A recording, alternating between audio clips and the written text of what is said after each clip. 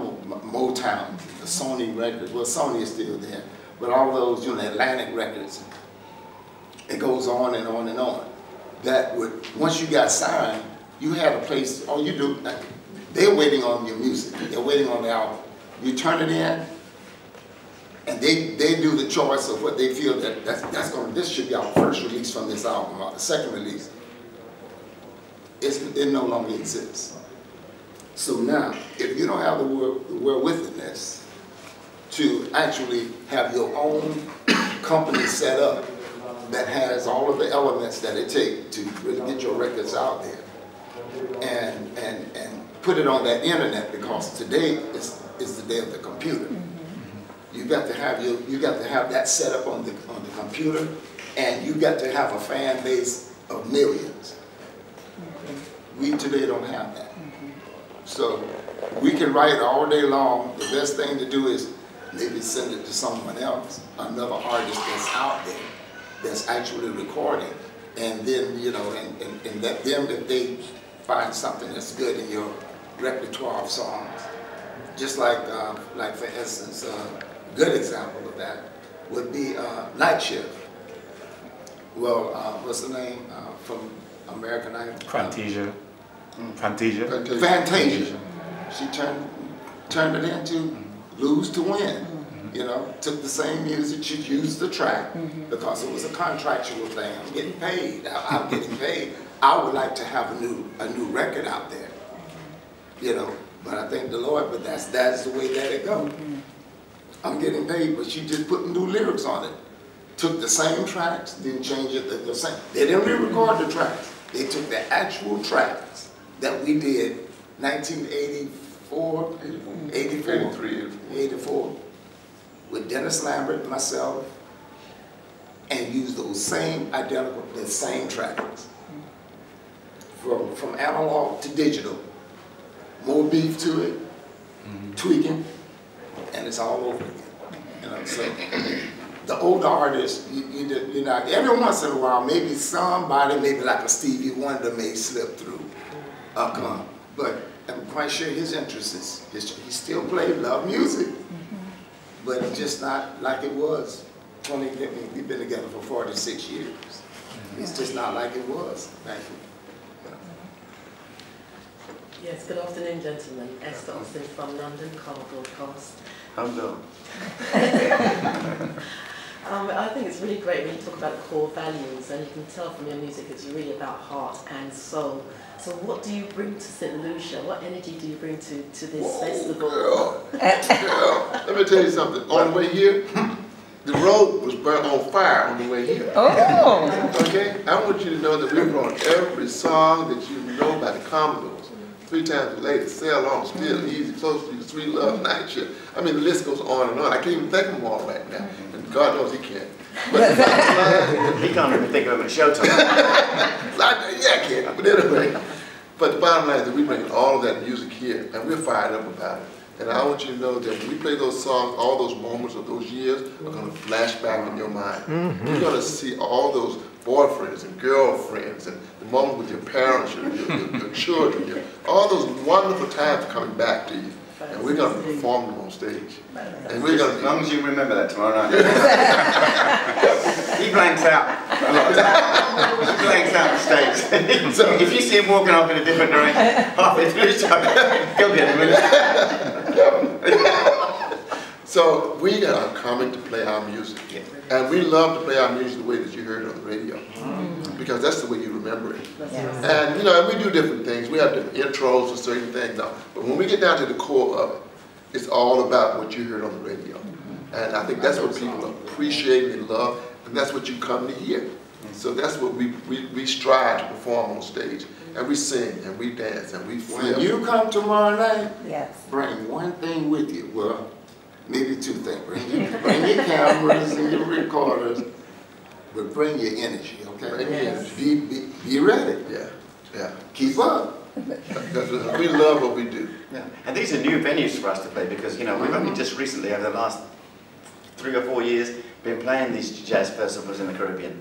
So it's you know, and it's great for me personally because my father was from Trinidad, so it's my first time able to get down and see where my dad was born and raised and stuff. But it's a whole new audience for us, and we really enjoy it. The few that we've done already have been a great fun, and we're really looking forward to this one tomorrow night. Yeah. Brilliant. And moving on from that, right? Yes. What keeps you motivated and inspired? Because you can see that you're already fired up for what you do. My bills. What was that? What was it? Your bills. His mortgage payment.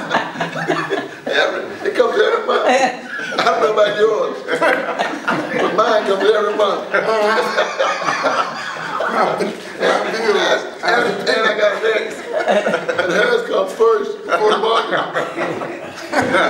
That's a whole nother interview. So, that is. You got it, talk over. No, I'm not really kidding. But go ahead, tell them how you guys my bill. We motivate each other, and of course, what we get every night is a different audience. We're in a different country or we're in a different city, and it's a whole bunch of different people in the audience. And it's like, for us, going out on stage every night is like going out for the first time, because it really is, because the audience are a first-time audience for us.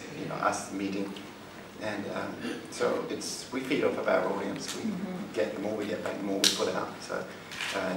To get, you have to give to start with, so we have to put it out there the minute we hit the stage and draw our crowd in, and we manage, thank God, we're able to do that, so it's all good. Yeah, it's all up to us when we hit that stage, you know what I mean? Because people come ready, because you come because you want to get 3 times Lady Easy, sail along, night shift, Lady bring brick house, you come for that, and so that's up for me to give it to you. You know what I mean? And when we get on stage together, I got to tell you, sometimes I have to kind of calm these boys down, because they are hot to trot. I'm telling you, they go out and they are ready. I'm going to ask you a question. Yes. Ask you a question. What else, and I'm quite, there are things, there are many things, but what else on this earth can you think of that you have so much fun doing it? You travel the world. There you go. And you make the money that you can do than music. Name one. Come on. Music. Music is what makes the world go around. That's the point. You get to come to the same If you took music off this earth, it'd be dry. it would be more killing. It'd be more destruction. It'd be music calm the beast. You've heard that saying. It's from the Bible somewhere. But music calm the beast. When you're thinking about music is the only thing that music make you do bad things. It make you do good things. Make you think of good, bad, and evil. If you think about it. So music is that one source on this earth that really keeps the individuals going from day to day, other than bread, food, water. So maybe you should play more music in your house. Maybe I should eat more. Johnson from the Nation newspaper, Barbados. Notwithstanding that you said you're going to bring in old music, have you seen over the years an emerging following among young people? How have you seen your demographic? Our demographic? Let me tell you. Live shows. You know what? In our live shows, we actually have grandchildren and great-grandchildren, and the families come out as a whole. So we see that the great-grandmother, the grandmother, the mother, and the child now. I give you, for instance, one time we had a young man come up to us, and his parents, his mother and father told him that when how he was conceived was, his father kept trying to get his mother in a beautiful situation, right? And so, but she would always say, no, no, no, no, no, no, no. So one time they were playing the song 3 Times a Lady. And she said she couldn't help herself anymore. And that night he was conceived. No, ding, ding, ding, ding. Oh, yeah. So he was conceived that night. And so he brought his son. with him, and he wanted to say thank you for himself and his son, because he wouldn't be there, and neither would his son have been. It was except for that one night, and it was our music, and so he wanted to say thank you to us. See, now it makes sense. One night recently we were in a hotel, and he was in the room next to me, and he kept playing 3 times. Loud.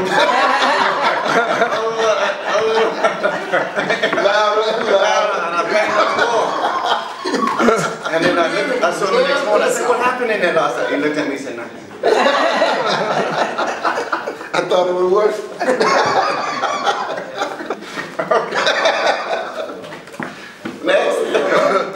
Now, So I hope that answers your question. I heard you talked about music, you talked about being together, you said 46 years? We started in 1968 February. I mean, I got 1968 February. Okay, all right. What was it, each of you, I heard you mention the word passion, and I love to talk to people about their purpose and their passion. When did you know that music was your purpose, your passion? I think it was different for all of us. You know? Clyde, you go first. Well,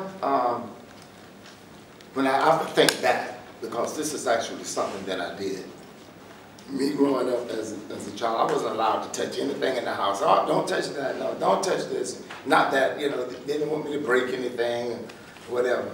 There's one thing in my household that I didn't, you know, don't touch it. But when everyone go to work, and I'm pretty much home, you know, scared by myself, there was this piano. And I would sit at that piano